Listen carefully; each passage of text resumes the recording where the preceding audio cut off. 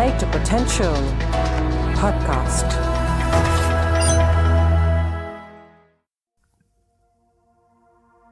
Welcome to the 13th conversation at the Play to Potential podcast series, where I talk to people from different backgrounds on topics around leadership, transitions, and careers. I'm Deepak Jayaraman, the creator and curator of this series of conversations.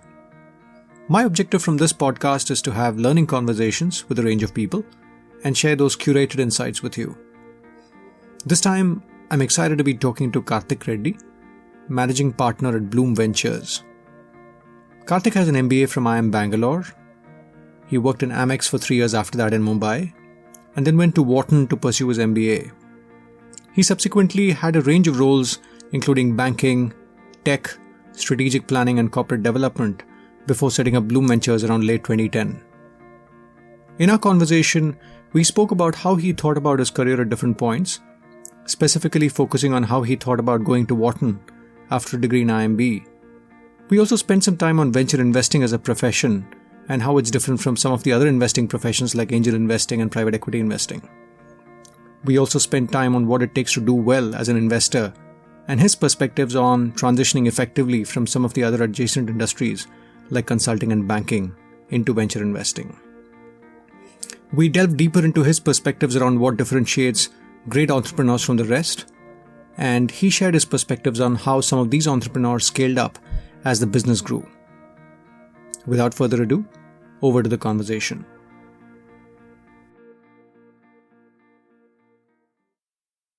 Karthik, thanks for your time. Excited to talk to you. Likewise. Looking forward.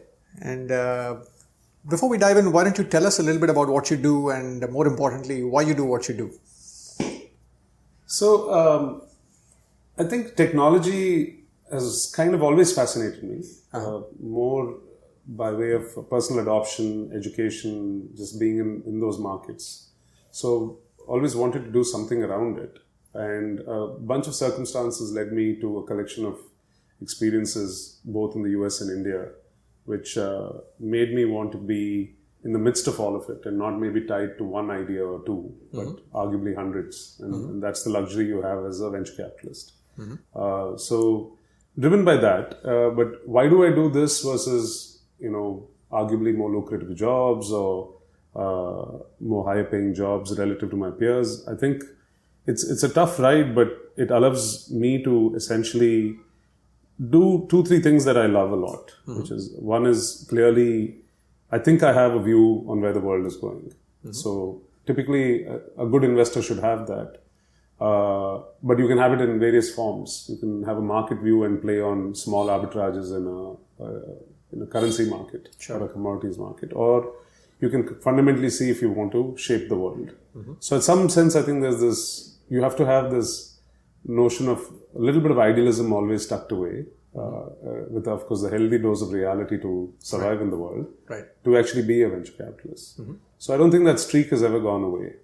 So I think a lot of my friends and family think I'm foolish to be thinking that way after you turn 40. But it's what I think keeps me motivated to be in this business. And when you say where the world is going, are you saying this from a technology lens or is it a broader strategic view across dimensions? It has to be across dimensions, I think. I think it's not... Technologies are always arguably a little ahead of their time. Relative to where people's perceptions on how it can change their life for the better are. People are very prone to habit and not breaking it per se. And technology is all about forcing you to break it. So technology by itself, I think is like we've sent people to the moon 50 years ago, and we're contemplating it again now. So the tech was there. How it gets applied, what the priorities are, where the geopolitics of that get applied at a micro level and at a macro level. All these eventually drive what can convert that to a big business idea. So if you want to be cool about tech, I think you can sit and fund R&D or be in labs necessarily and get a kick out of that. There's nothing wrong with that. But eventually I get paid to actually generate capital over capital. And it's a choice I've made. So you can't forget the fact that you have to build businesses. And I don't think businesses are driven by tech, but half a dozen layers on top of that. So, I mean, in a nutshell, basically, The Economist is my guiding light, right? So you want to read it cover to cover so that you're informed on where you think the world is going. You may or may not subscribe to all the views, but you need those kind of viewpoints, is my view. Got it. I want to rewind the clock, Karthik.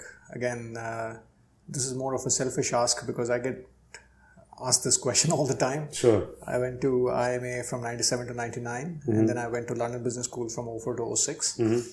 So the question that gets asked is why LBS after a good degree at IIMA? I noticed you went to IIMB and subsequently to Wharton a few years later. Yeah. So how did you think about it, and what do you tell people when you get this question? So we're all clubbed as the double MBAs, right? so we are bound to get the question a lot. I tell people I didn't get it the first time, so I had to read it twice to really get the concepts.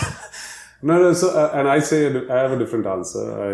I met my wife while I was at the second program, so it justifies itself. so fate. That's the business case. Yeah. So fate apart, I think in some sense that is the answer, right? I think mentally, I'm almost guilty of over planning. So in my roadmap, wanting to be in the US, wanting to do a quality MBA after I gained sufficient experience in my field of interest. Right. At least what I set out to do as an engineer was plan A actually.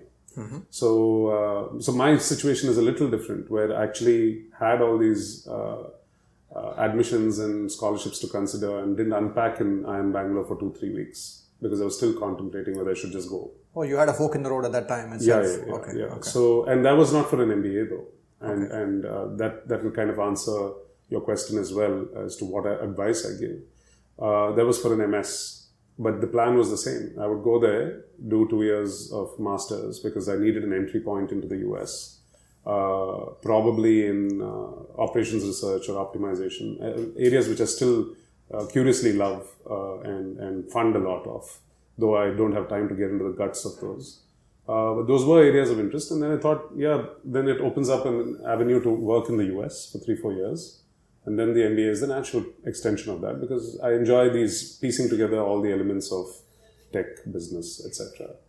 And the professors who had come back to IIMB convinced me that this was the place to be. They'd come back from the US. In fact, I met all of the guys who had come back from the US. That was my diligence. It worked out okay. I think, again, there's no regrets, right? So there was a great experience at American Express for 3 years, a global organization sitting in India, in Bombay. But it felt like that itch to go and work overseas and experience overseas, that had never gone away. And I still highly recommend it to people. If there's an avenue to get abroad in any form, the path, as long as you have a clear sight of the end goal, I think the path will figure itself out. And I tried to go laterally through a job, but none of the jobs were the kind I wanted. And so curiously, fate led me to thinking, if I get into a very, very good B school, then it justifies it. And I got into one and so packed up my bags and left. Didn't think that much about it.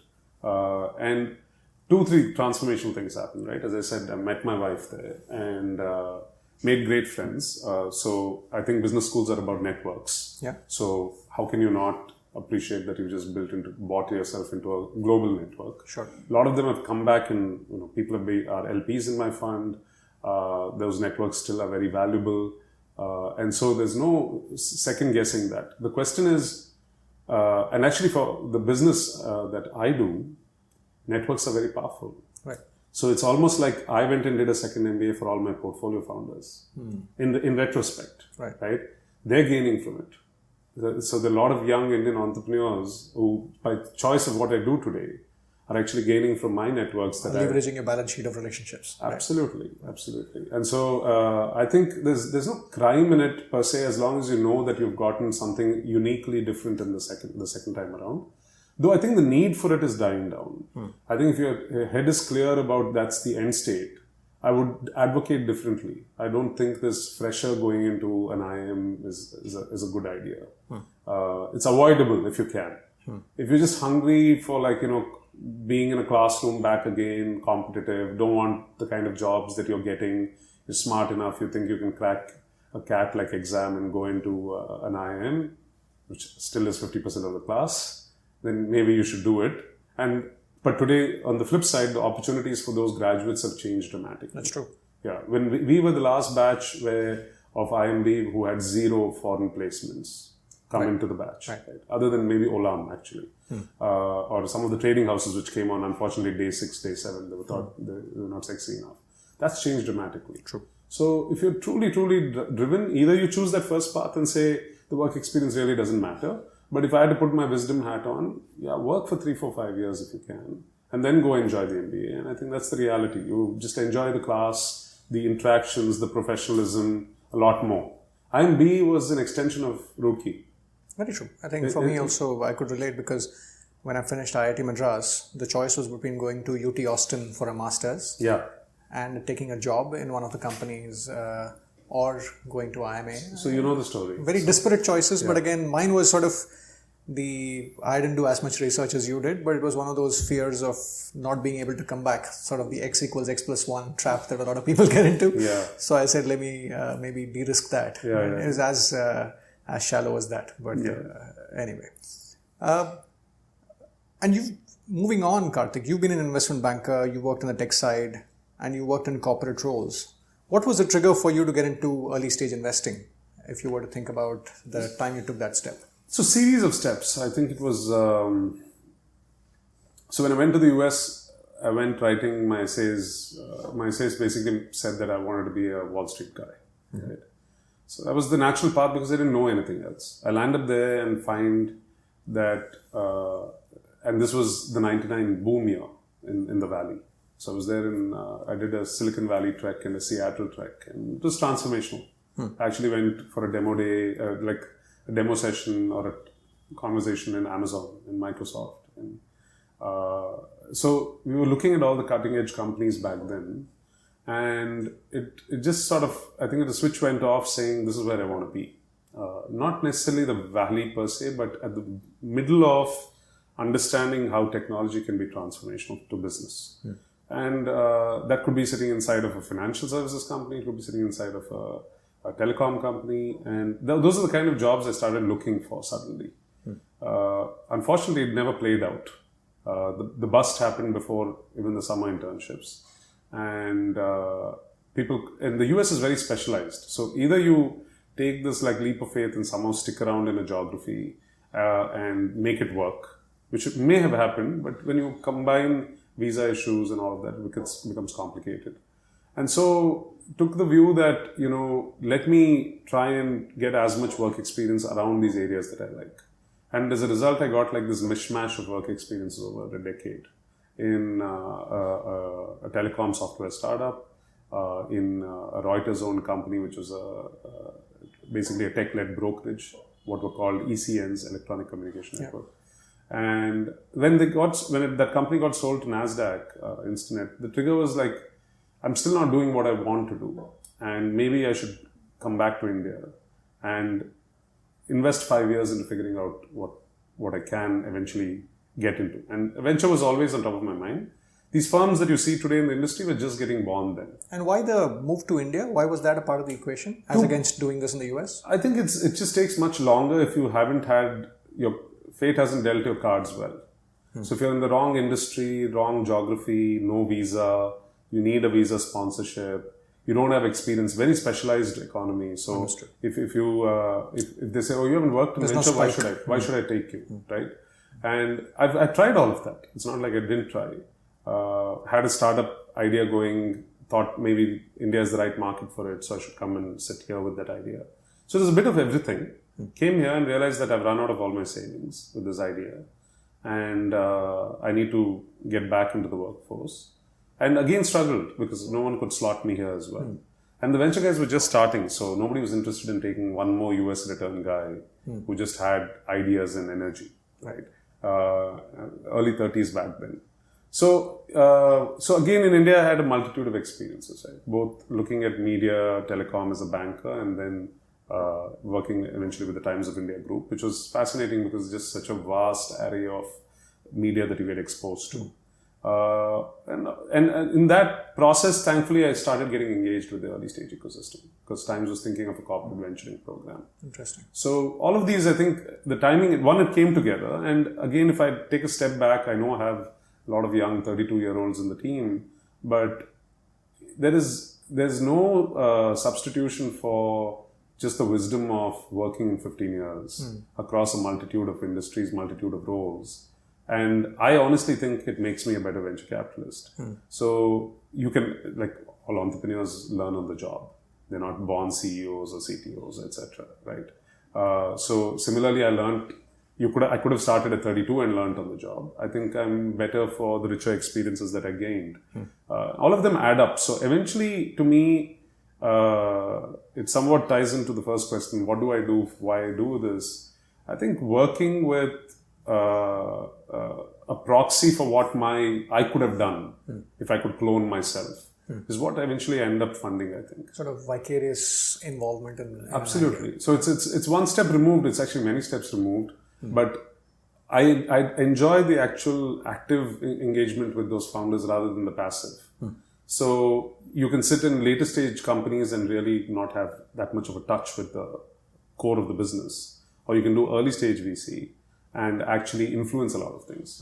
We've done everything from stitching two co-founder teams together to naming a company, to all of those, right? So you could have done that 3 times perhaps in your lifetime, each one of those things. Right. Here, I think I do those 2-3 times in each cycle. And you're able to influence that. And that friendship and the trust that you build with these founders is just fantastic. But you have to enjoy it, honestly. It's not, and I try to tell people that it's not something you can just copy a playbook. It has to be a personality. And we've tried very hard to see whether we can distill that culture into the firm. And not everyone's going to be a clone of me, but the most important facets of what makes us as Blume is something I try to enforce back into these kids as well. And if you were to double click on that, Karthik, what are the 2-3, let's say, elements of your culture which makes Blume distinctive? So I think clearly it's to respect what an entrepreneur is trying to do. And a lot of the times, I think people who have capital or people who have made it are sort of dismissive of a point of view which is not theirs. And you can be dismissive by saying a polite no, but you don't have to be dismissive of their effort to be an entrepreneur. And it feels very basic when I'm saying it this way. It's a very nuanced point. But it's so difficult to actually not lose sight of the fact that it's some kid who's taking, or some middle-aged guy who's taking his life, trying to make something out of themselves, and you're just being dismissive of the effort because for some reason you think you're a cool VC and it's not a fundable idea and you're smarter than that other person. And those are like big red flags. I've actually rapped colleagues on the knuckles if I even sense it in an email. It just feels like an anathema of like why we exist, right? Sure. So that's one. Second is your own point of view and your ability to defend it. If you are, as an early stage investor, if you're copying somebody's point of view, you might as well leave the job. Yeah. Right? It might be wrong, and I'm willing to pay for that learning, which is why we are so picky on managing risk. Don't ever lose too much money because it's all learning. Don't ever say you knew this for sure. You don't, right? And you are going to lose money. So make sure you lose as little as possible. Correct it, iterate, make it bigger. Or if things start working, then you double down, triple down. Got it. Right? So driving those philosophies around risk management, I think, are very important. Not everybody comes with it in their head, but for me, it's a guiding force, especially in venture. Because nothing is set, nothing is established. Even 10, 15 things can go wrong. I mean, I've been meaning to write like a piece on what these are, but we've just seen when we do 100 plus companies, their patterns. Sure. But you can't predict them in advance. It's like walking into a party and saying, I know these 3 couples will get divorced. How the hell do you know? You just, like, you have social banter with them, right? But don't they? Yeah, in 10 years, don't 3 out of 25 get divorced? They do, right? Why is it any different in a startup environment?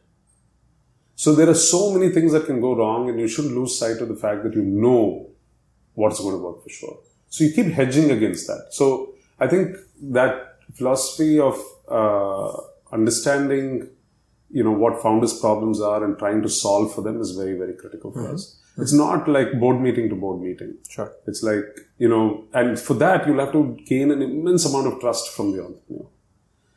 I'll be honest, the disclosures that an entrepreneur on average makes to Blume today in 2017 versus when we started in 2011, it's been like a scale of 3:1, 4:1. And that's just because... It's a function of the trust. One is that, of course, the brand building helps. Sure. But even then, they're just cynical. You walk into a room with your investor. You're an investor at the end of the day, right? Sure. First instinct of the human being is to hide all the flaws, right? And you actually have to have that kind of a relationship with the founder that they're exposing all the flaws. Only then can you solve for them. We've had co-founder splits announced to us after virtually one side has served the papers to the other. That's ridiculous, right? When you put it in context. But because you're an investor, you've been kept out of the conversation. So I think, I know I've touched upon a lot of points, but that's the DNA of our investor. You should be able to, sort of incent that kind of behavior from a founder. Got it. So it's a long cycle. How much ever we blog about this or we talk about this, it takes 6 months, a year, 2 years for them to eventually say, I'll come to you with everything, as long as you have time. And then you say, no, I don't have time. It's about creating the climate for that conversation, right? And eventually you actually put your hand up and say, I can't solve everything. It's a tightrope. Yeah, it is a tightrope. Because it's like, it's a partner. You want to be a partner, but you have to draw lines. With limits. But actually, picking up on a couple of things, very nuanced points about having a point of view and having the humility, if I may. I think it's a gross simplification of the first point you made. Sure. But how does that translate into how you hire? How do you look for these traits, which are quite hard and nuanced? Very, very challenging. So our hiring has been a little serendipitous in that sense. It's been self-selected, let me say. So if it's someone who's actually coming and literally putting a resume and saying, I think you're an interesting firm, I want to work with you. That might be a good starting point. There's no harm. That's the right way to write a mail. But it's never going to be or the reason why it eventually materializes into a potential hire. So all our hiring has actually been through networks, relationships, built over anywhere between 6 months and 18 months. And the first, if I have a second conversation with someone and I think they need to want it more than I want them, to be honest. So they need to want to come and learn about what our motivations are. It's almost like a conversation that you are having with me right now. So if they haven't had the curiosity, if they haven't had the curiosity to come and actually ask me why I do what I do, what's the philosophy of this firm, what are we building towards, then they're thinking it's another job. And these things hit me like a bag of bricks about a year and a half ago. We were trying to draw out our first fund, all our team members, employees, whatever you want to call them, all colleagues as I would call them. That's how we introduce each other in every mail. Sure. There's no designations per se, it's just a name card. They were underpaid like crazy. We just had a tiny fund, very little fees. So their motivations had to be that they're coming here for the learning, literally. Sure. And I was okay with that. I couldn't afford to pay. So I said, anyone who wants to learn, I'll get a decent amount of work out of you. And I'm paying you a pittance anyway, so there's no debate about that. With some skin in the upside? Yeah, a little bit. Okay. So classic, we'll share carry and all of that. But the equations were changing dramatically in Fund 2. So people were like, we're tired of being underpaid. We've done the learning. Now you need to make a judgment call on whether we are the right people for the future. Fair. And these are my demands, right? So I want to be close to market comp. I want this kind of a carry. And some were to me, intuitively, they felt like outrageous, right? And so I went back to the drawing board and for the first time assessed, what am I building? Who are these guys? Are they aligned with me? How do you align incentives for a venture capital firm? And realized that there are you can't fake it. It's the same journey that I'm on, is what they need to be on for them to be able to make a lot of money. Yeah. Otherwise, they can take the learning and go. They can start a firm. I don't know if you've noticed, there's been a little bit of a trend in VCs where a lot of analysts and associates, etc., have actually joined startups or are doing startups themselves. Interesting. So I actually advocate the other way around for joining the firm, and I almost mandate that you must have done something entrepreneurial. And if you haven't, then go and join a firm which is doing something. Sit there for a couple of years, and then, you've placed a bet. I am not guaranteeing you a job. We did that with one of our guys, Rohan, who joined. We poached him back from our portfolio company. So we told him, no, we don't have, at that point, it was truly not having the ability to hire one more person. But he took on the challenge and it paid off for him. Right? He went there, he played a more generic role, biz dev, corp dev, etc. And those are the kind of skills we wanted back in the firm. So I think it's not a boilerplate set of skills. Sure. And that's the biggest challenge. So you're testing more for these softs. Intrinsics, yeah. Some of the inner drivers. I think the other part can be trained. I hear you. Yeah. With you. And I think it's not about complex DCF analysis or... And that stuff doesn't show up on the CV, right? That's a challenge. Yeah. And even if it did, it's not that relevant for us. Correct. And as we are growing, we are learning, so we can teach them as well. Sure. Right? What makes a great IPO company? Right. I'm learning it too. Because I checked in at like 10 crore valuation. So I'm shooting for something which has grown 100 times in value. So in that journey, we're trying to chronicle our stories and teach them. Sure. So I think I'm only looking for the basic ingredients. Karthik, moving on, why don't we double click on life of a VC investor? Right? Yeah. Maybe a good place to start might be to say, what does your typical day look like? Typical day is probably is a misnomer in itself, but how does the pie chart of time look in terms of where you spend energy and time? So I think you have to differentiate between a typical VC day, and since you're asking me, and I wear two hats every day, which is that of the entrepreneur. True. And my day job, which is like going and actually managing a portfolio in a pipeline process like a VC. It's a good point. Let's maybe talk about both. Yeah. So I think some VCs, some of my peers have the good fortune of having the fundraising, the organization building not be a part of their role. Fair. So in my case, unfortunately, that's part and parcel. So, but if you, and there are obviously seasonal peaks and ups and downs. Sure. So if you just normalize that, like when I'm going to China for a week, it's all a particular type of learning and job. Sure. If I'm going to the US for 2 weeks, it's almost all investor related. At least it spikes at 50%. Yeah, we're looking for a long term. Yeah. So the longer term, over the year, I think what's happening is I'm spending about 20% on fundraising, which is my raw material. Who are my investors? It's not like a typical startup which has investors who might spend, say, 5% of their time on investors. I have to spend 20 because that's my business. Money is my raw material. And so they're my customers too. So I'm a two-sided marketplace for taking capital and giving capital. True. So I have to cater to the entrepreneur wanting to love me and my investor wanting to love me eventually. That's when a great VC firm is made. So I have to focus on that aspect. And then the running of the business, the administration of the business, small things like logo, the brand, what you do for the events, what should the menu be, everything. Sure. You have to have a final checkpoint because your brand's at stake. Yeah. So I would say the fundraising is clearly 20%.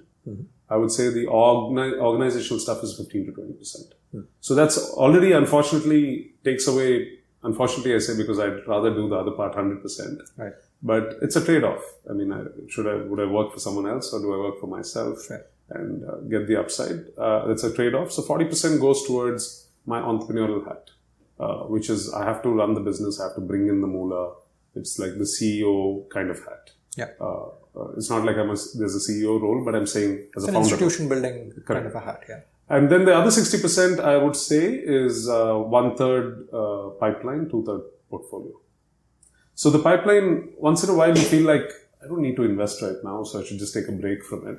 But actually, it's your fodder for learning.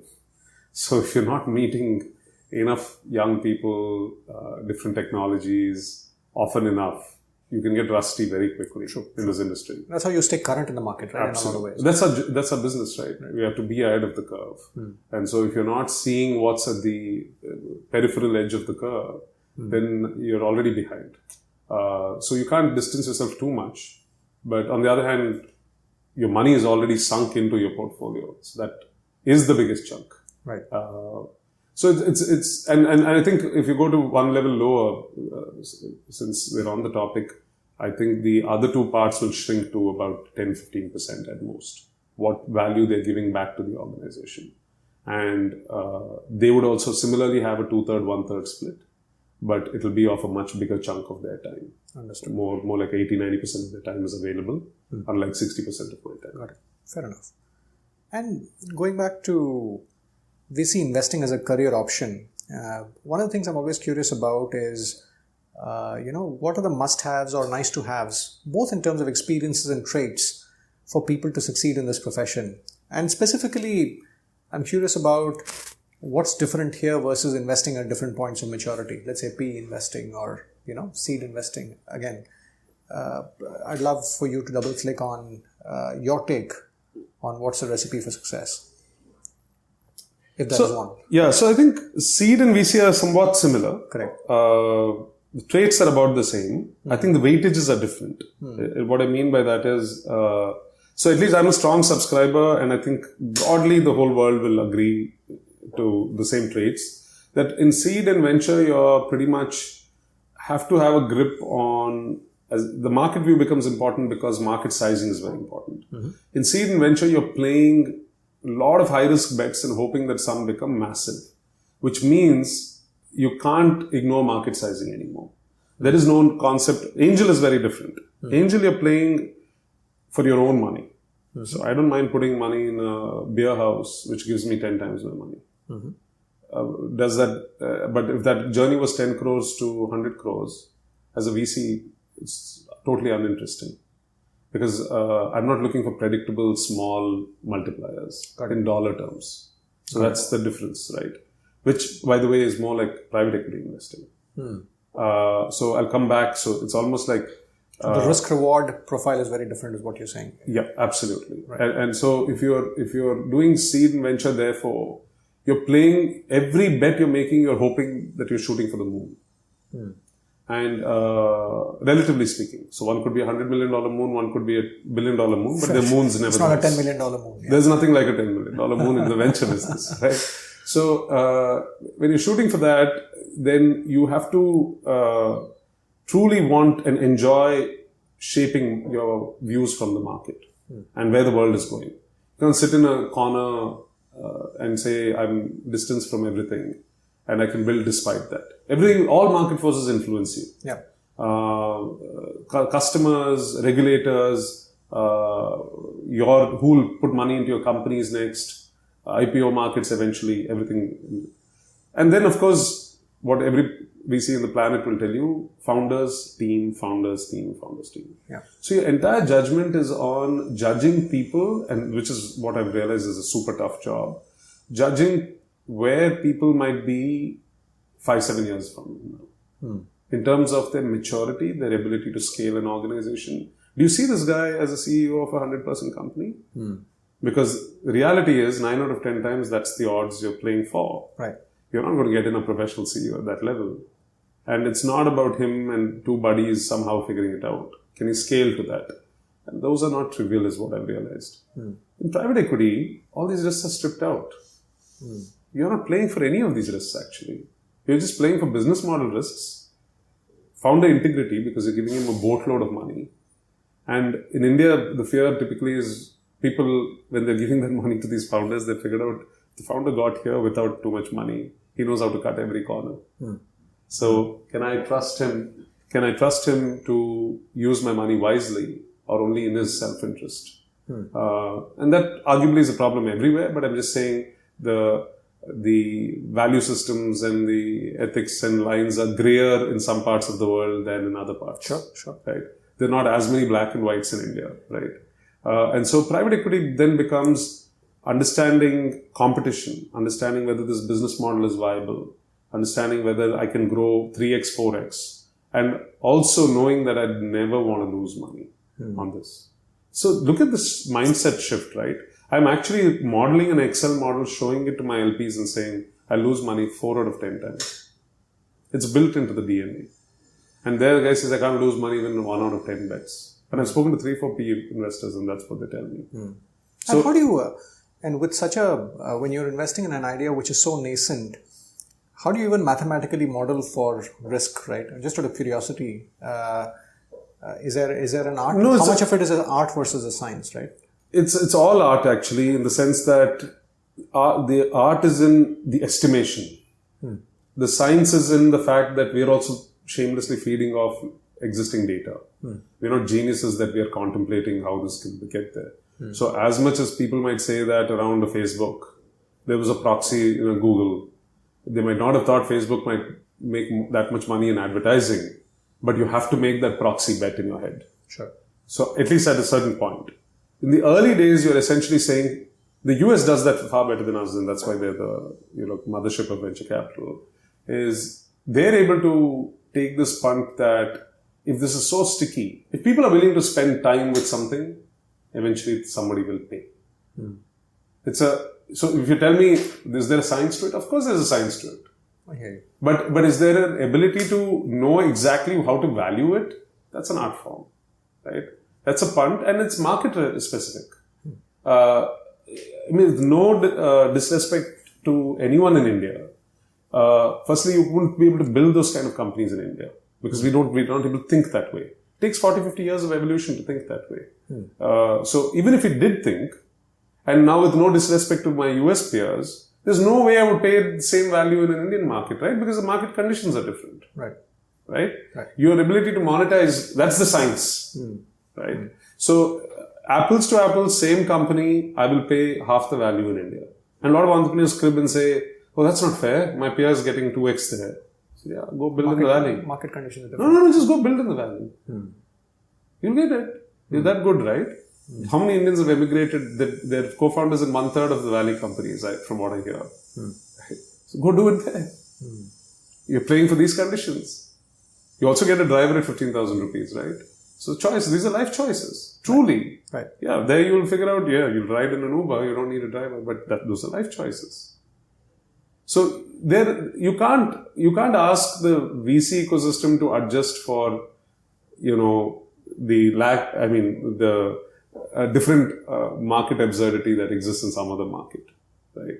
So it is what it is. And so when people crib that, VCs don't get anything here, the private equity, I say it's unfair comparisons. Okay. When cycles play out, people get bolder.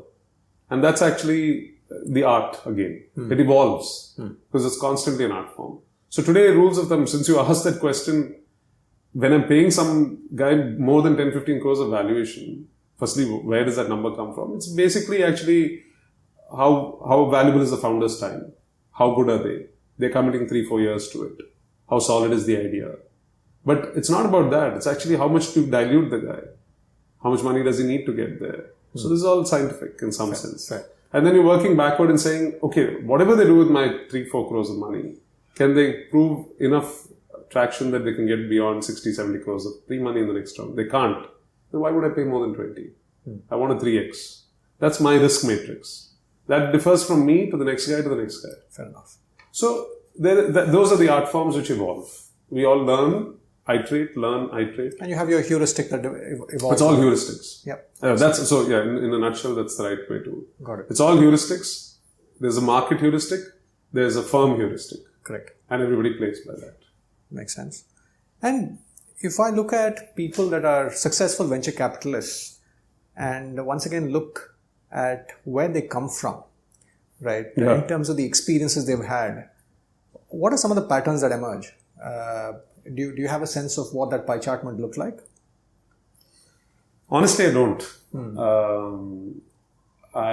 My sense is, even if you take entrepreneurs and you say, can all of them become great VCs? I don't think they can. Correct. In fact, the valley, all this is hearsay, so I haven't seen data, to be honest.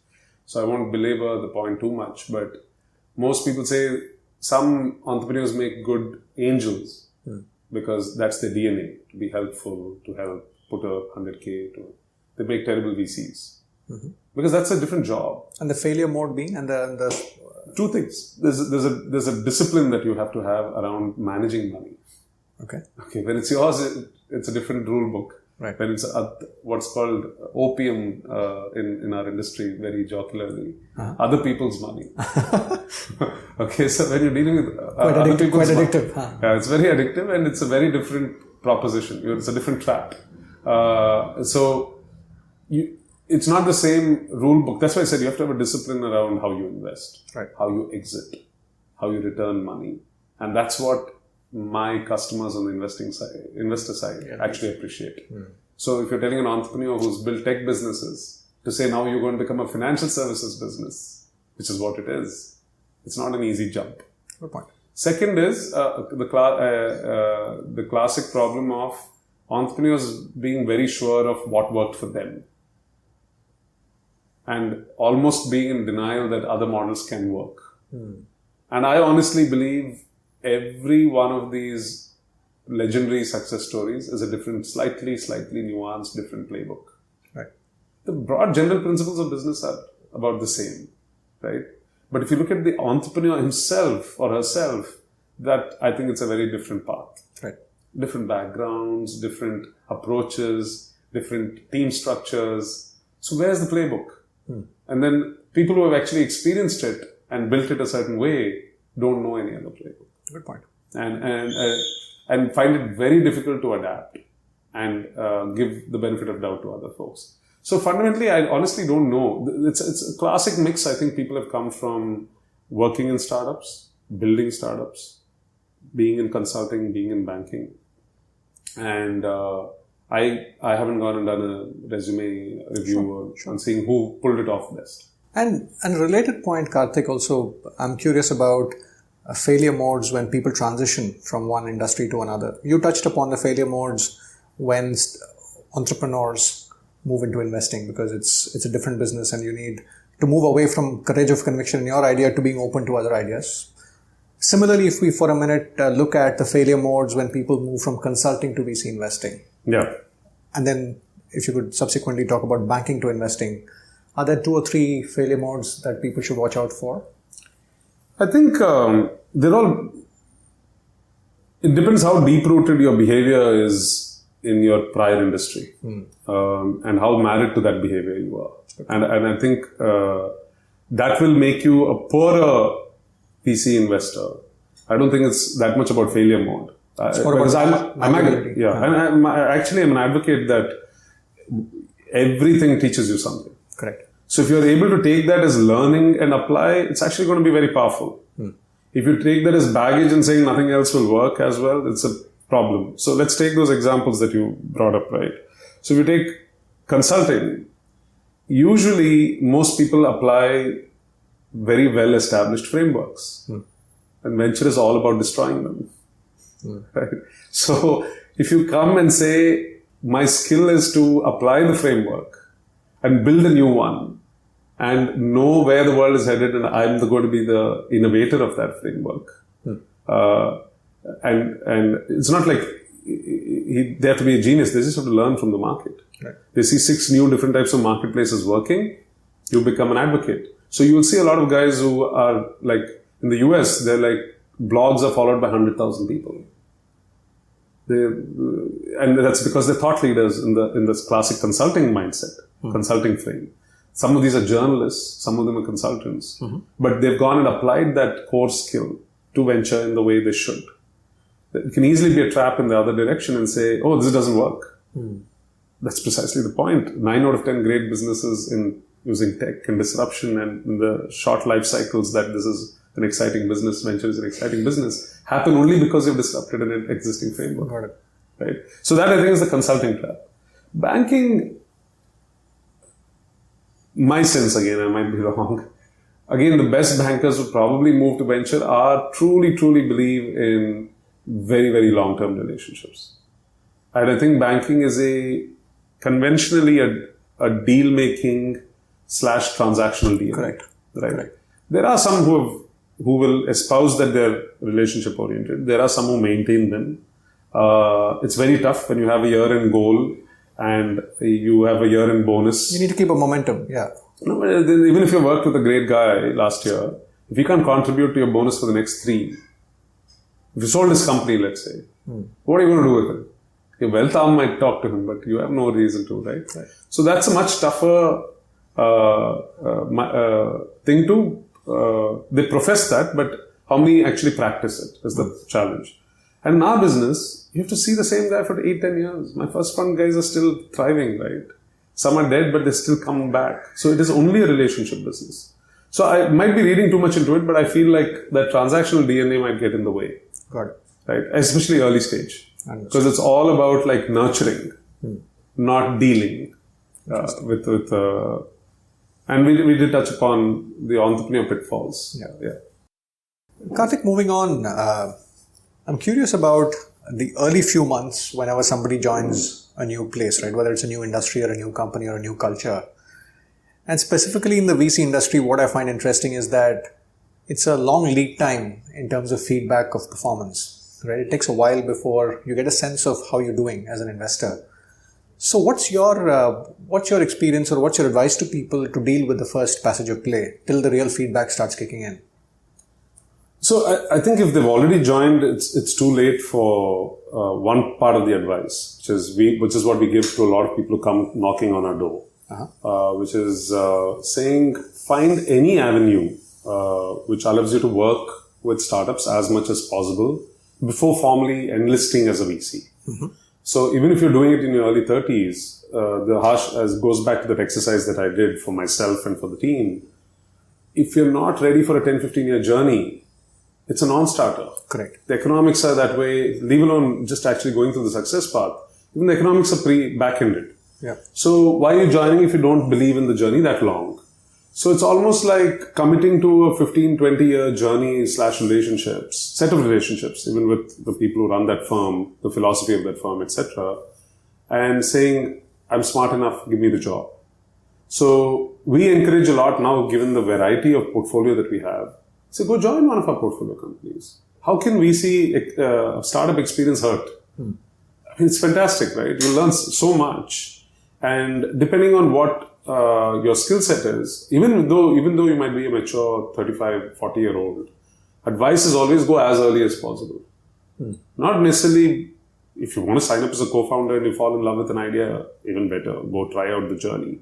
If you're successful, you make a lot of money. Otherwise, you've done exactly what we asked you to do. Right. It's like a mini MBA without, the additional cost. Yeah. So the opportunity cost of time being the cost, right? That's the only cost. But you learn so much. Yeah. So, and we drive, and because we have portfolio choices today, we tell them, you pick a city, you pick a sector, I'll give you three options. Interesting. Okay. Now, what's interesting, and this is actually true of what happens post them joining as well, is for the first time they realize how much they're respected by the entrepreneur. And why is it any different if you're already having a VC visiting card versus actually being on the outside pitching to that entrepreneur? It's exactly the same. Why would an entrepreneur, once he's taken your money, why would he respect you for anything other than what value you can add to him? Right? So if you're sitting on the outside and you don't have that agenda, you still got to convince the guy that you're good enough to be in the firm. And if you actually had become the VC, so let's say this path ended in both of us agreeing that he's a good candidate and he came on board. And on day one, what locus standard does he have in the firm? Nothing. I probably trust him. The entrepreneur says, who's this kid? He might be 6 years younger than my colleague. But he says, who's this guy? What does he know? My relationship is with you. So we had this challenge in Fund 1. We picked a lot of the portfolio and then we parachuted in 2-3 guys. And the guys only want to talk to us. Right. So they get habituated to a certain, so which means now the job goes back to some of the characteristics I explained 30 minutes ago. If you're not able to win over the entrepreneur by the value you can add to them, the difference you can make in their day-to-day, he's going to say, I'll see you as little as possible and not as much as possible. That's the only way you get access to the seat on the table. Right? And if you're not seeing the entrepreneur as much as possible, you're not learning. So the first 6 months, 12 months, clearly, just forget about dreaming anything bigger than just learning. Maximize the number of meetings you can go to. track the partner, track your colleague, join in for the meetings, volunteer to help where you're not asked, win your way through. Because that's life for the next 20. Why would he pick your money for 500k when he has 20 other choices? It's exactly the same conundrum. Just because I have a tag called Blume, you're not necessarily a slam dunk. True. You have to go win over why he wants to work with you or she wants to work with you. And my colleague in my previous firm, Egon Zender, would say people pick the photographer, not the camera. Right? At the end of the day, are you the person delivering the value? Which is also, by the way, I mean, though you didn't ask, I'll disclose it, is the secret sauce in venture capital. The greatest VC firms are built on the back of a reputation that they have the ability to make the founders arguably successful or feel good about the journey. Some of those attributes. And so they want to work with the best VCs for that reason. So the trick of the trade is actually, it's not about you saying, I know how to pick well. It's whether the best entrepreneurs want to pick you. Very interesting. Sort of flipping it the other way. In the US, it's more true because there is a dearth of... supply-demand equation is different, I guess. It's very different. Here, arguably, wherever you get the money from, you'll work with it. It's a very compromise-oriented marriage. There, you can actually choose your partner if you're really good. And so, maybe not that true in India, but this is valid if you want to be a great VC, irrespective. Yeah. That's my point. So, even if the guy was... If you're being an asshole about it and you have 10 such founder relationships, I'm sure you're not going to get great companies in the next cycle working with you. So that's the learning, basically. To be humble about the fact that it's all learning for the first few years. Got it. And what surprises people the most? Again, the reason I ask this is, at least when I see people transitioning careers, a lot of the transitions... Obviously, the classic stereotypes, right? People think this is a flashy, it's a very cool business to be spotting like cool technology and cool founders and cutting checks. And the fact that you're empowered to cut checks eventually, if not in the first year, in the third year. Even in our case, for the first 2 years, they don't feel the pain. When the third year, when you say that your incentives are aligned to how your sub-portfolio performs, you're responsible for that 500k. That's when it dawns on them for the first time, that they're actually responsible for some money. And now I have to educate them and instill in them that it's not my money, it's not your money. It's somebody's money. I've gone and put my name, my brand's name, etc. and reputation on. So, if you screw up, it's okay. I'll take some of it as learning costs so that you become a better VC in my next cycle. But then don't ask for rewards and don't ask for arguably sticking around, right? So that's when it dawns upon them that, oh my God, this is about a process discipline in picking, in learning what's out there. And then cutting the check is the easiest part of the job.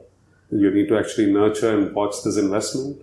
And 90% of this country still hasn't figured out how to systematically exit.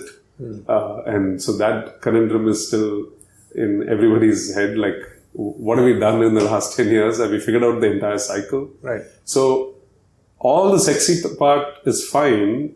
And here, I mean, people used to revel at, my company got a $10 million round. What does it mean? It just means there's 4 more years of the journey. Right. There's more grind. A different set of problems. It's a start of a journey, right? It's different problems. Yeah. Everything is a sub-journey. And you feel like, I set a milestone, but is that the end state? Is it the finish line in terms of a grand exit? It's not, right? It's a stage 1, stage 2, stage 3 kind of a thing. Got it. And so initially we used to think our job is to get it to stage 1's end, right? And then you get it there and then you realize it's an entirely different set of problems. It's like a video game where the obstacle courses change and you don't know what they're like. And you don't know your player's skills versus what the challenges of that particular market are. It's not apples to apples ever. One guy is building something which is competing against, Paytm. One guy is building something which is competing against a global marketing tech company. Right. So, and that's when humility dawns on you and saying, I have to start focusing. I have to start understand what I'm good at. Got it. Right? Could be sector, it could be geography, it could be the type of founders, it could be the stage of risk I'm ready to take. And that's when the penny drops, I think. So all the glamorous stuff goes away. Got it. So that brings me to the next question, Karthik, which is, how you evaluate an entrepreneur And specifically, I'm curious about this, at least in my head, there's a tension between two different elements, right? One is about the entrepreneur having a certain dogged persistence about an idea. The other is about the entrepreneur being open and willing to input when new funders come in. And it's a fine line. You don't want people on either side of the spectrum. So how do you sort of walk the tightrope from a judgment standpoint at the time of investing and along the way? So I'll answer the first question, which is around what do we look for in the founder? Yeah. So, and which actually leads into the next question. Capacity to learn, listen, not be obstinate beyond a point is very, very important in my view. And we'll come to the second question, but because you intertwine the two questions interestingly, the more stubborn they are in taking inputs in such an early stage of the business, the more unlikely they are to succeed in my view. Because actually at the early stage you don't know anything. You don't know the challenges of organizational building, what the problems set can expand to, which direction it can go to. And that is what actually we look for in a founder. So all of these are interlinked. So what I mean by that is, essentially we realize that great founders have two sets of qualities around organizations. That it's not about them, it's about building phenomenally great teams. And across the board. So philosophically, you have to be willing to share rewards. You have to be willing to share responsibilities. You have to be willing to therefore take inputs. Yeah. You have to respect them. It's not about a paper exercise of building a team. If you're not surrounding yourself with views of people who you respect, then why bother? Right? And then extending it one step further, they have to respect that we are partners as opposed to us versus them. And again, if they don't, they will obviously disregard our inputs. So the two are intertwined, and these are the characteristics you're typically looking for. Do they appreciate the feedback that you're giving? And so it's a double-edged sword. Like that's why I said if you're being arrogant about your views, a lot of founders become cynical about why the hell should I take the VC's views, or anybody for that matter. Let's say 9 out of 10 people in the world broadly, and we see it a lot more in India than we should, in my view. And which is why the Valley is the Valley I keep saying. Culturally, the Valley will not dismiss you. It's a little bit of the how you engage, right? I think. Yeah, and because the ecosystem engages, these guys become harsh. They put up more barriers and stop listening than they should. Very interesting. Even though they might have not started that way. Because they're getting so much pushback from customer, from investor, from, some bigger company. It's the climate that drives the behavior, right? Yeah. In some sense. So we have to, which is what we work very hard to refine, right? Very interesting. For example, we'll tell our founders that go and meet your competitors. Go and have open dialogues. Learn from each other. See where you might compete in the future. There's no harm. Don't sit and bitch about it without even meeting each other. Which happens. It doesn't happen. But that's the kind of openness we try to build, because I take another view, right? Been in it for 6 years now. I don't see myself doing anything else in life. If I'm doing this for another 20, 25 years, I better be in an ecosystem I like to be in. So how much ever it's been corrupted by somebody else. There's an enlightened self-interest at play, I guess. Absolutely. I'm saying, what the hell? I'm not going to live with a crappy ecosystem and put my life through this. So I want it to be better, and I will fight it. So I blog about it. I blog about the behavior because I said, if I don't fix it, then I'm to blame too. Sure.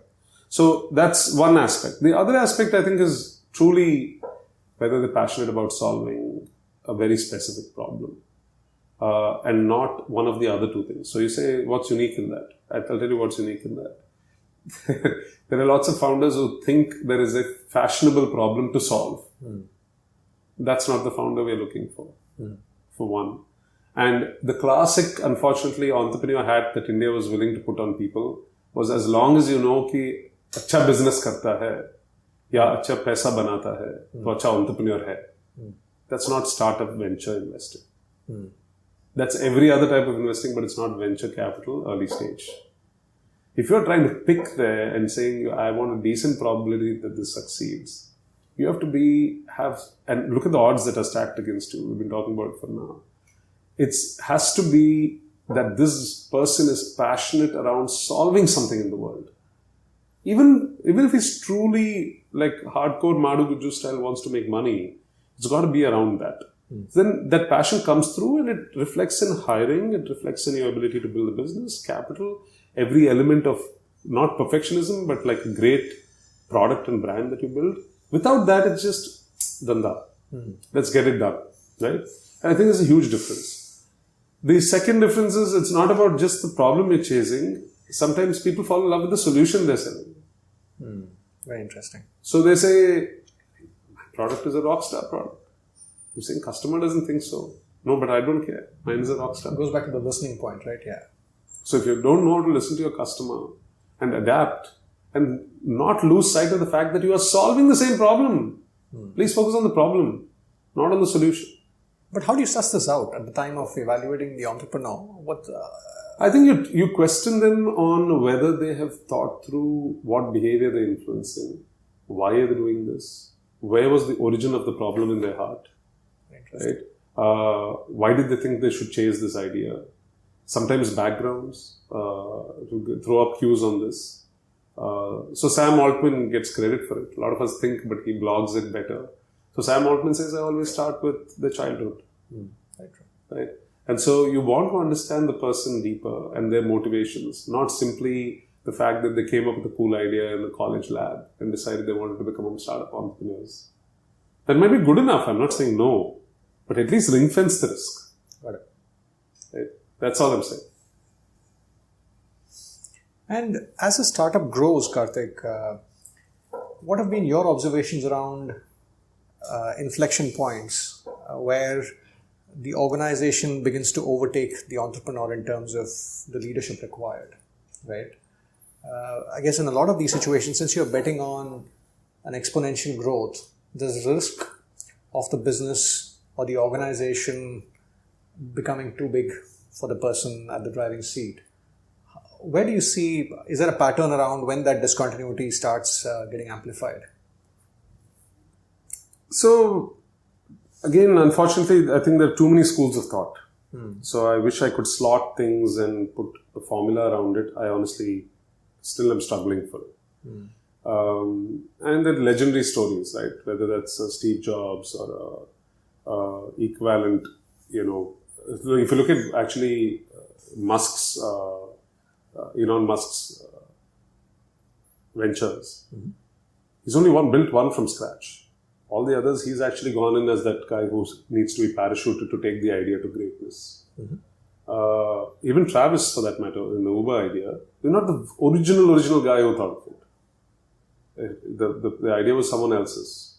So I think therefore there are examples on all sides is what I'm trying to say. And then you take a Jobs who was a college dropout and then he got conflicted. He had a management style he was never willing to reform.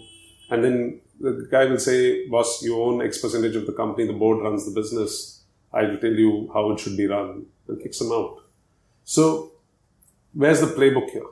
There's no playbook, right?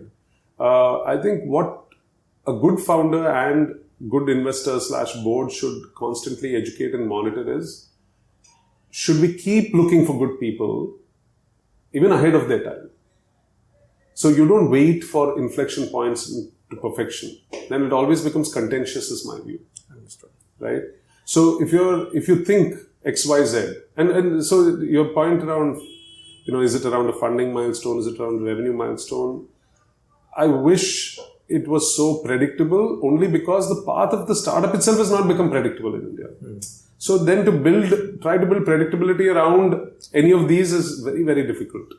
So I'm not joking. I think I've noticed a lot of firms which go either a funding or a revenue or a growth spike and then actually flatten out for a bit because they're figuring all this out. At some stage you say, maybe I should take care of the shop, right? I look inward and then... So the board starts saying, what's going on? Who's fixing this? Then suddenly you get a sales head and realize that the co-founder is a great passion selling, one-off selling guy, terrible sales process guy. And so suddenly you realize that sales by just fixing it with one guy and bringing process, it went 2x next year. Something as subtle as that, right? Right. So, but that's a lot of work. It took 1 year and 6 board meetings to convince the co-founder that he's just not cutting it. Right? So, my point is, where is there's no pattern, right? There's no milestone. True. It's a continuum. Fair. So, all I'm saying is, as long as your capital can afford it, that's the other challenge. How much money do you have in the bank? Which kind of resources are you likely to pull? who in the market is interested in joining you? Is such talent even available? Have they played the playbook that you're getting them to try and solve the playbook? Right? So all of this is evolving as we speak. In 2011, these were like, what are we talking about, boss? Let's just get to the stage. Right? In 2015, we're saying, guys, XYZ Freshdesk has a playbook in this. Dhruva has a playbook in this, in enterprise. In consumer, 3 guys have built massive 100x scale in 3 years. Shop close, delivery, whatever. Sure. Let's go and talk to them. Let's go. So we have a company called Dunzo. Arguably, like it's like a pre-A company. They've raised about 2 million, but it's like very tiny, right? What is 2 million? They're highest from Uber. Where was this guy 5 years ago? You would learn the job on your own, no? So I think it's a combination of the founders themselves scaling and recognizing where they're not able to scale. Point A. And then the ecosystem giving you enough resources. Right. Both in terms of capital and people. And when those choice sets all come together, the answers emerge. If the board and the driver and the founders are sleeping on the wheel, somebody will overtake you. Okay. Or you'll miss the growth, boost that you could have got. Right. That's a trade-off. So that's what I'm saying. Now we begin to realize that you've got to be so damn conscious of this well in advance. So I'm seeing that in one company recently. I introduced them to like somebody who can be a powerhouse. Now that guy may not join them, but I'm opening 5 conversational paths open up. Got it. You're seeding the thought right here. So if you don't do it now, we won't even find the right person 1 year from now. That guy might join in 3 months and we might be home. But that's like asking for miracles. And you're right. And it's just like how you spoke about hiring for Blume. It's a journey. It's never a transaction over 3 months. It's a journey of engagement and chemistry. We have a company called Belong, where Vijay is like obsessed about culture and fit and all of that. And that fellow will do like due diligence on everybody, on every guy, on every employee, on every investor. Because it's a dream. It may or may not be as relevant in the end state. But in his mind, that's the journey. Fair. So I wish everybody thought that way. It's not about filling spots. It's about filling if you want to build a truly, truly great company, more of these ingredients are in place, the higher the probability. Somebody can turn around and say, no, I did it without all this bullshit. But the point is, you're reducing the odds. Fair. And that's all we're trying to do, always increase the odds. Fair. And as you look at your portfolio of companies, again, we spoke about risk-reward. And finally, it's a portfolio approach, right? Where if you make 10 investments, maybe a small fraction of them goes on to give you the returns, disruptive returns. Yeah. And if you look at the ones that don't sort of, let's say if 2 out of 10 grow to give you disruptive returns, if you focus on the 8, is there any, again, patterns around what the bottlenecks are, which come in the way of them reaping these returns? I'm just taking numbers for the sake of conversation. But let's say out of 10 investments, if 1 or 2 really explode and give you the disruptive returns, the other 8, I guess, taper off from a growth curve at some point. I'm just curious about, we can focus our attentions on the 1 and 2, on what worked well there. But sometimes there are lessons in the other 8 as well. Absolutely. Right? In terms of what didn't go well. So I'm just curious about... Yeah. I think all our learning comes from there. So the often repeated... That's where the traffic is, right? Yeah. An often repeated quote, right? I mean, it's not objective that you go and say, I'm a hedge fund, I can run this strategy and I can replicate the success. That's far more, you can sit in a corner room and replicate that model. In this case, it's not. Organization building, replicate the same damn success in Delhi versus Bangalore is different. Leave alone Valley here. Right? So you have to build a very different organization to build that same level of success. So I think that's lost on people. Right. And therefore only the failures teach you very well. Because bloody hell, we've seen this pattern now in 3 cases. What went wrong? They hired the wrong person, or wrong co-founder fit, or wrong investor, wrong allocation of capital, blew up money too fast. Then you get to the business side and you say marketplaces where you subsidize, one side is okay, subsidize 2 sides is not. So you pick up a lot of nuanced learnings. And what I think as collectively we do is we all learn from it. We all discuss it in smaller teams. We don't publish as much. And this is the time to. We are not building in the 70s like the Valley was. Even if the 70s, if you learnt it, how would you even talk about it? Probably in a club dinner, right? literally would have had to say first Saturdays, let's gather and chat. Right. Look at the choices you have. And people seem to be afraid. People seem to be hesitant. It's changing. There are people who blog about it. There are people who talk about it. Very early days. So a healthy debate is the best way the ecosystem as a whole will learn. And it's not a bad thing because the entrepreneur has to be conscious of this before getting into the journey. Right. Half of them are repeating the same mistakes which were done 5 years ago. This is embarrassing. That means we are not evolving. And all of us need to evolve. And if you look at that pie chart of, let's say, the 8 failures, just to push that further, are there any predictable patterns in terms of what that breaks into? No, I guess I'm seeing too much predictability. It's broadly the same 3 buckets, which are selection criteria buckets. That's where it breaks. It can't be different from that. Selection criteria buckets are 3-pronged. Market opportunity. Yeah. Founder plus team. Yeah. And in India, we changed it from the idea/product. It has a role, but I would put that into the team bucket and say, do they have the capability to build a great product, and leave it there. The third bucket, interestingly, is the market opportunity for the business was one thing. The structure of the venture capital market dictates success failure too. And we put a healthy 20% weightage on that. It's 40-40-20. So if you look at failures, it's arguably disproportionately actually in that venture capital bucket, because you fund a niche here, you won't get funded in the next round, right?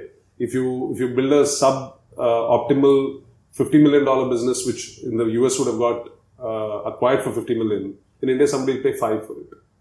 Very interesting. So you can claim that it failed, but the reality might be it was a good product, limited base, was successful. It was not viable to bootstrap itself to a $50 million level, either because it's a consumer business which wasn't making money, or the founders got tired because they were waiting for 4 years and they got $1 million or $2 million in revenue. Nobody was giving them money. They got tired of bootstrapping. So when you look at the reasons, it will always fall in one of these 3 buckets. True. Within them, there'll be 5-6 sub variants. That's fair. Moving to a different theme, Karthik. Again, back to the point about the pace of growth of companies in early years, and typically a lot of the entrepreneurs being quite young in terms of the experiences, life experiences, business experiences they've been through. What are some of what have you seen in terms of good practice for entrepreneurs to scale up their leadership capability as the organization scales up?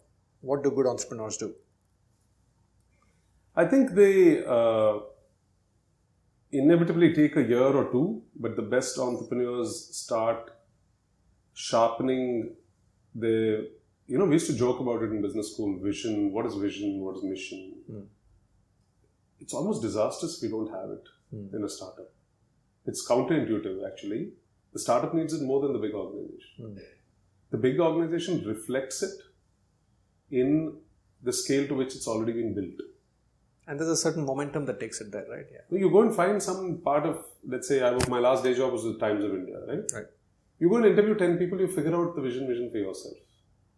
It's distributed enough in the organization, yeah. It's there, right? It might not be perfect, but it will be a 5 on 10 to 8 on 10 with everyone. True. In a startup, you don't define that. It can be 1 to 10. The founder thinks he gets all of it. Somebody down the line doesn't know. So one ability to articulate that, define that, and goes back to purpose. What are you solving? What are you building?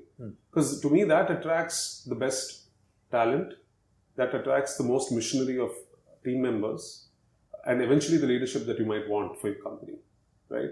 If they're not married to the idea and you're trying to hire them in, you better be at like a few $100 billion of value. Somebody's coming for a job again. Interesting. Right?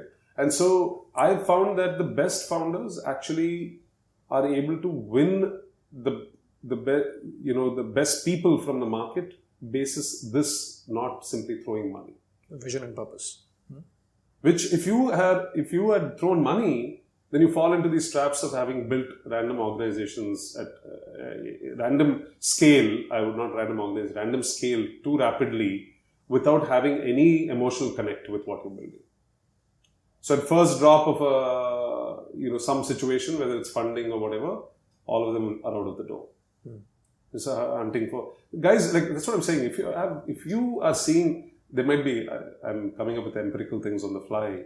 But it's like if you're coming up with a need to negotiate everybody's salary down by 20%, 8 out of 10 times, there's probably a problem. Right? That means it's coming for the salary. It's not coming for what you're selling. And I think the best leaders I have seen have built on that former premise, having this in place. And, we, again, all things which HR courses we used to laugh about, culture setting, it can go so wrong so quick, it's not funny. True. Because the organization it's a baby, right? It's like teaching cuss words to a child. It can go very wrong. Right? And so it's so fragile in that sense that if the leaders are not working around fixing that very early, sometimes you're not capable. Maybe you're not confrontational, so you don't talk about it.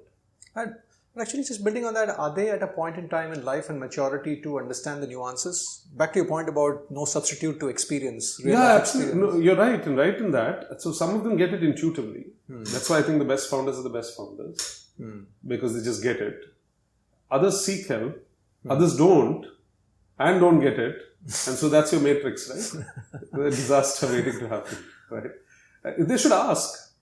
And honestly, we didn't realize that might be the biggest ask, or that box could be the biggest ask of us, right? In the various things that people can ask. And you don't know how to offer. You can't go there and start coaching them on this. It's got to be intuitive. Sure. So one, you're trying to gauge it at selection. Right. And then you're hoping that this person acknowledges who he's got on board and knows how to ask. Which is why, for example, I feel a lot of angels to me are very disappointing. Because they think it's about cutting the 10-15 lakh check. It has nothing to do with that. It's about all of this. If you're not there for that person, you're effectively taking a blind punt on the fact that they will figure this out. Correct. Entirely on their own. And so the other interesting aspect is, which I think is a good predictor of this in the long term. We need to organize our data so that we can actually predict this with some probability. So who referred this person? So who do they look for mentorship? Who are they connected to? Very interesting. Who has judged them enough that he thinks it's worthy enough to risk their goodwill to pass on the lead to me? That's curation there, right? Absolutely. All sorts of behavioral curation has already happened, no? Correct. So you just take that cue and run with it. That's exactly what we're doing in one case now. Pete came through one founder. I think he's too emotional. So he wouldn't apply a different lens. We put him on another founder. Both founders we respect and love a lot. Both are Fund 1 founders. Both gave a thumbs up. We'll finally do the deal.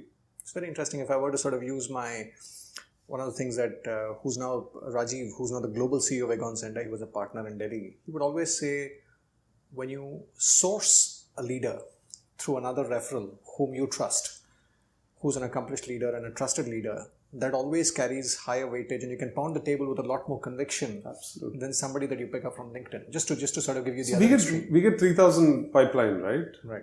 Probably 750 to 1,000 are referred. Right. Now within that, there is some 10 grades of referrals. Correct. A banker who met you at a conference also refers. Your founder refers. Your LP refers. Your friend refers. Correct.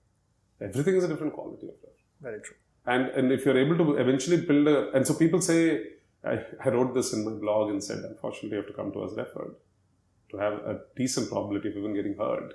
That's our pipeline. It's not like I don't want to help you, but I want to say this up front. That's why Wharton has letters of recommendation, right?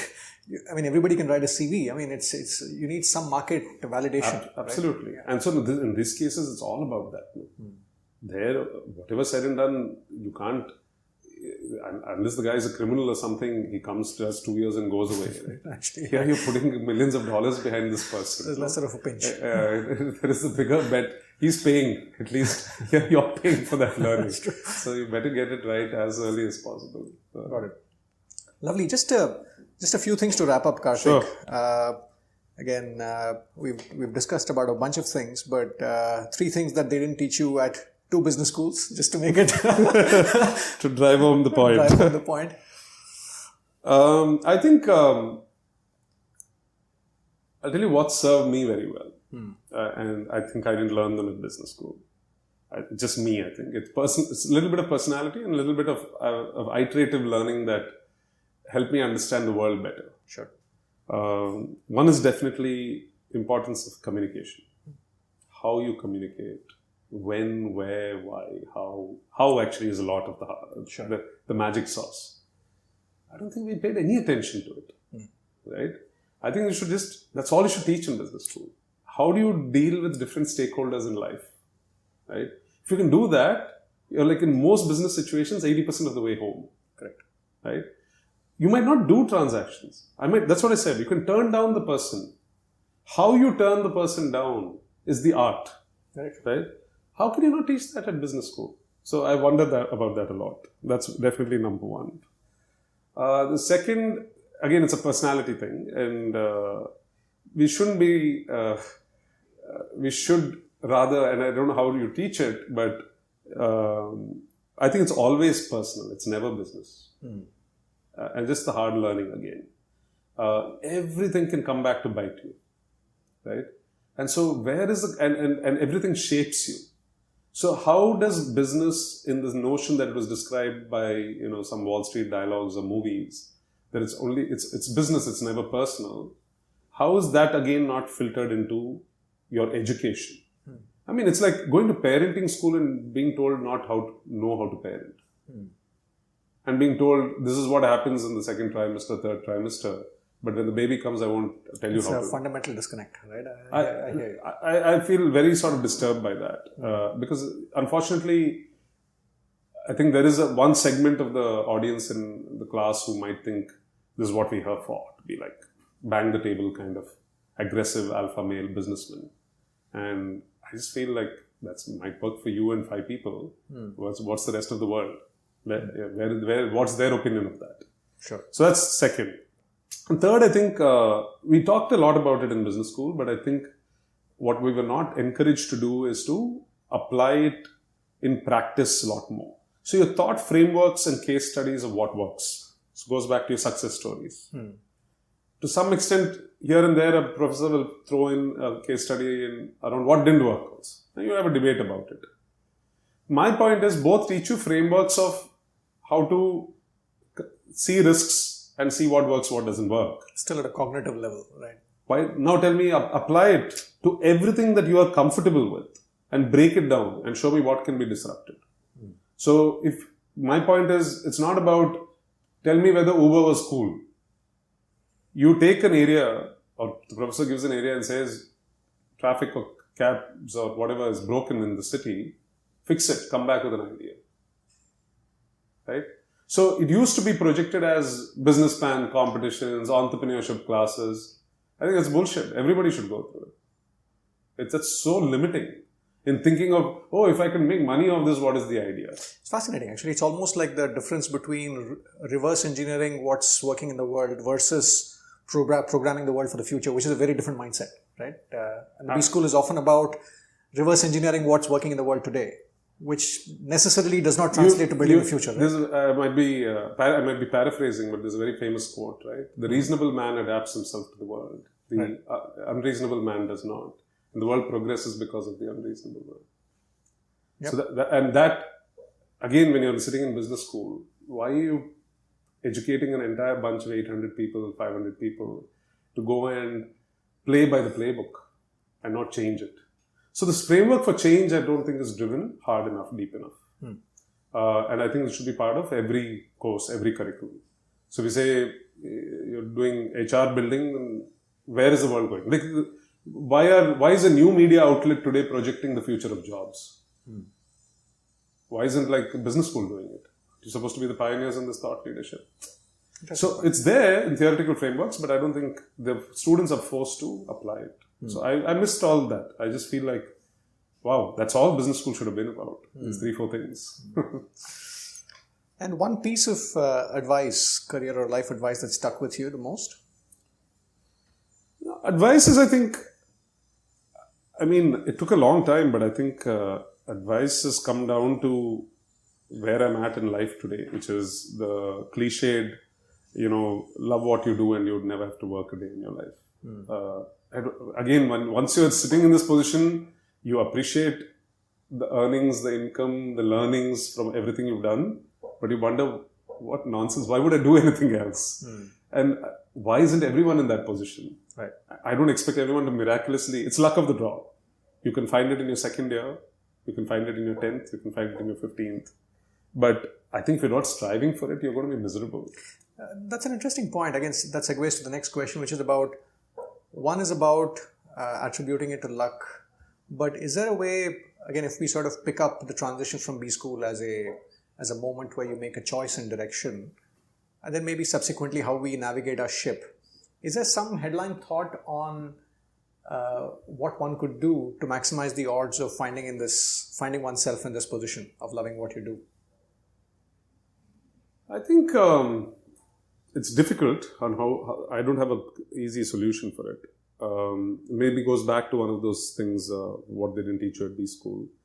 And it's a tough one. I mean, B school is trying to, so I gave a lot of soft stuff. It's not easy to build into curriculum openly, sure. Right? But, and curriculum is tough as is. They're trying to teach you every aspect of business that you can possibly cram into 2 years. Sure. And if you go into some of the European schools in 1 year. Yeah. So where's the time for anything else?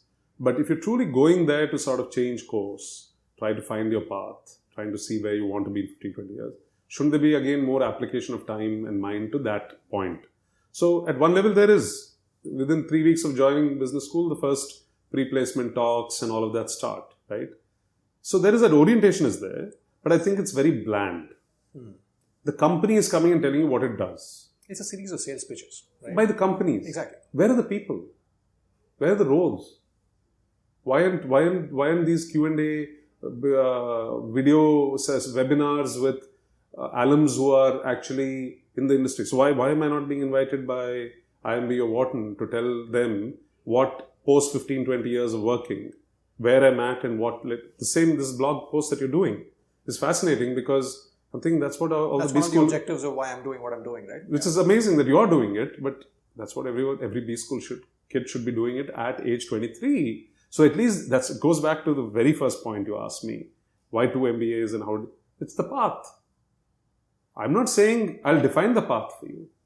It's fraught with 8 different roads, right? And some of it is design, some of it is fate, right? So you can't judge that on day one. But at least the end goal becomes somewhat nebulously clear, right? That is shockingly absent in most people's thought process. Because you're either working off a very limited set of data on what that job looks like from the outside and not understanding from the inside. And sometimes you'll talk to your guys who are 2 years out. Because the poor guys are sent to pitch. They say, 2 saal pehle you got hired out of Wharton or IIMB. Go talk to your kids.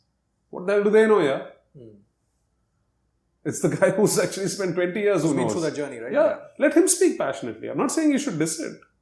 Banking is great for A, B, C, D, not for X, Y, Z. That's correct. So A, B, C, D, sit up on a pedestal and tell why banking is great. Mingle with that person over a drink and say, am I this guy? Do I want to be this guy? No. Let me get the hell out of this banking room. Right. It's as simple as that if you ask me. Yeah, absolutely. And a lot of choices I made were like that. I just didn't see myself as a consultant. I didn't see myself as having that discipline, that framework, that I think most people say I'm a great advisor. I am a consultant in some sense, but not in that frame application of how the output is arguably fee for giving advice. Right. Whereas I wanted it to be a principal role. Understood. So like my wife jokes now, you give other people money to give advice. That's fair, actually. That's a smarter way of deploying your skills. So I think one thing that entrepreneurs get intellectually but find it hard to put in practice. Lovely. Karthik, it's been a really energizing, 90 minutes of conversation. This podcast is titled Play to Potential, which is about individuals really figuring out what that sweet spot is that you alluded to and really playing the best they can. So in summary, any 1 or 2 takeaways for the listeners? I think people get guided by too many conventional paths. And I think the world's further shifting away from conventional paths. Whether that says jobs are going away or there's a constant learning in the job. All of that is true. It's always been true. I think it's just getting accelerated like crazy. So the soft skills are going to matter as much as the hard skills. And so we touched upon a bunch of them in different contexts. So one is you can't run away from that if you want to be very successful, right? And very satisfied. So a lot of people say, no, I'm not that kind of person. I don't want to do that. I don't think those options exist anymore. And you have to be able to negotiate for yourself ideologically, philosophically, what are absolute cannot do's, right? Half the reason I like venture is I think we just stay out of the gamut of all these murky business practices, etc., which might already be present in a company or in the industry or etc. You're shaping all of that. Right. So you feel you have a lot more control. It's just not my DNA. So you tell me I'll give you $1 billion, go run a PE fund, and say, no, thank you, I'm happy where I'm at. So you can play to your potential when I think you know what you know best about yourself, which is why sometimes I'm surprised how every 23-year-old thinks he can be a great entrepreneur or businessman. You don't know much about yourself. When you adapt yourself to these various situations is when you know what your potential is, what you don't like. Probably a lot of the times, a lot of people really don't ever know. Maybe it's a 20-year journey to get to know what they don't like. It might be too late. But what you don't like informs you.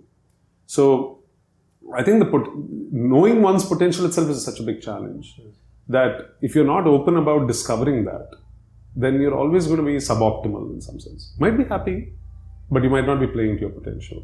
That's kind of the philosophical take I have on it. Very fascinating, Karthik. I think the takeaway for me is that the answer is within. And that's the process of journey of discovery that there's no shortcuts there, right? Absolutely. Lovely, Karthik. Thank you so much. Really learnt a lot and enjoyed talking to you. Thanks for making the time. Thanks for having me. It's a pleasure. Thanks.